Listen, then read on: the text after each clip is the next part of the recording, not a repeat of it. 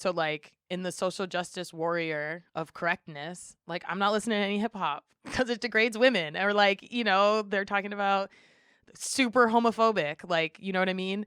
And it's like my job as a social justice advocate is to recognize those things and notice how they cause harm, but I can absolutely enjoy this song. I don't need to like go repeat these words or like teach my kids the lyrics to this song, but I think I should be able to enjoy it like at a dance party. What do you make of that stigma around the social justice warrior and that branding? It's funny you say that because I believe there are levels to it. Um, and it's funny you say that because I think it kind of plays into how earlier we were talking about like how some black folks are like, don't date white people. It kind of like plays into that too, where there's like conceptions of the black community that like go against the social justice warrior like sphere of like correctness or whatever. Um, but it's like a part of black culture, so it's like one of those things where it's like, I don't know what to do. Like, In what ways? well, like hip hop music. So like in the social justice warrior of correctness, like I'm not listening to any hip hop because it degrades women, or like, they're talking about super homophobic, like, you know what I mean? And it's like my job as a social justice advocate is to recognize those things and notice how they cause harm, but I can absolutely enjoy this song. I don't need to like go repeat these words or like teach my kids the lyrics to this song, but I think I should be able to enjoy it like at a dance party or something.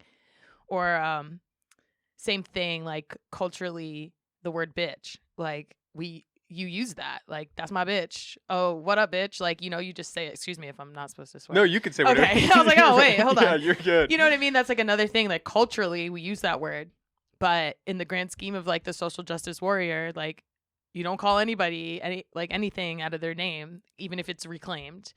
And same thing like in the gay community, a lot of the slurs that you use towards the gay community like have been reclaimed and same thing with the N-word, right? Like something that's been reclaimed, but in a social justice context, like it should just be thrown out the window.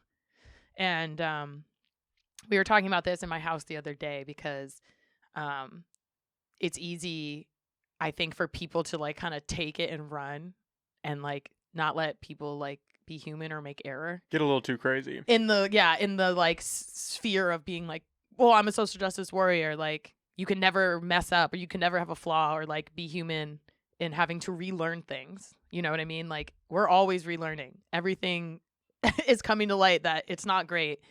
A lot of the things we've normalized and like we're all relearning. And I think there needs to be space like to understand that, I mean, if I'm not being obviously like cruel, you know what I mean? Like in a way, like, I don't know.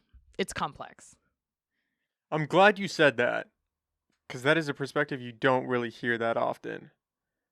Most people ride on that cliff edge of, oh no, we gotta ban rap music because it's degrading women. It's letting certain words fly that shouldn't be said. And I think that, I mean, is it great? No, but is the music great? Yeah. I mean, some of those songs are really good and have a lot of significance. Well, and I think we shouldn't stipulate your freedom of expression, Yeah, and I mean, I brought up the cultural significance because it's generally something along those lines that why it's sticking, like why we still talk like that, or, why rap music still exists as a whole. And why it's so popular. And it's like, there's levels always to everything, right? Layers. Yeah, some people just get too extreme. And it's like, okay, and some people are under extreme, you could say. It's like, we just need to find a happy medium. Well, I think, everyone's at a different place with learning stuff. Everyone's at a different place with kind of like deciding who they are, what they rock for. And I mean, if we really are social justice warriors, we're just like making space for listening to people, like, and sharing our opinion in a way that doesn't like demoralize or like, people, this cancel culture is like another thing. Like, oh, we're so ready to just be like, you're canceled, you're gone, we're never talking about you again because you made a mistake one time. And I think it was DaBaby, he's like a rapper. well, let's be real, it was his PR team, but he like did something homophobic, and everyone was like, "You're canceled." And his PR team like went on his social media and was like, "I wish someone would like tell me what I did wrong and then like give me some resources so that I can like not be an asshole instead of just being like you're canceled." Which I feel two ways about it, cuz one, like, you know damn well what you said. But also two, like, you right. Whoever did teach you like how to be a part of or inclusive of the LGBT community, like, maybe I doubt someone gave you those tools as like a hetero black man of your age. So I'm like, he's right, but he's also like he's wrong because he knows damn well he shouldn't have said that. But he has a really good point of like how it all works. Yeah, what do you make of cancel culture? Because that's another dynamic that kind of gets folded into the social justice Yeah, scheme.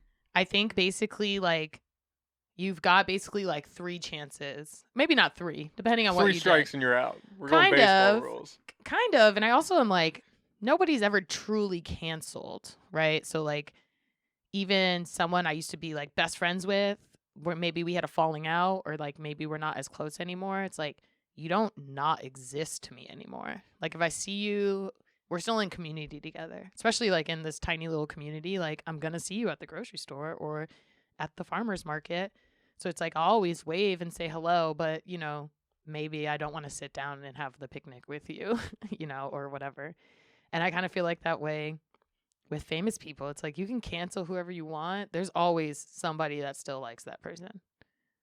Like Yeah, but I think it stems more into the monetary aspect of bringing them down, right? yeah. Well, it's like so It's not so much they don't exist. It's I'm gonna yeah. tear down your life, and you can still exist, but you're gonna suffer. I want to I watch you know, but let's be suffer. real. So like Chick-fil-A, we don't shop at Chick-fil-A. They're anti-queer. I'm a queer person.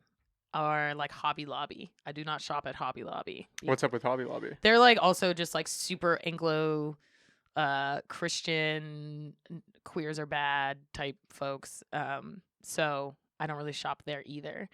But that's an easy thing to do because lots of things like Hobby Lobby exist, and I'm also like they have no idea that I stopped shopping there. Like it does not affect them.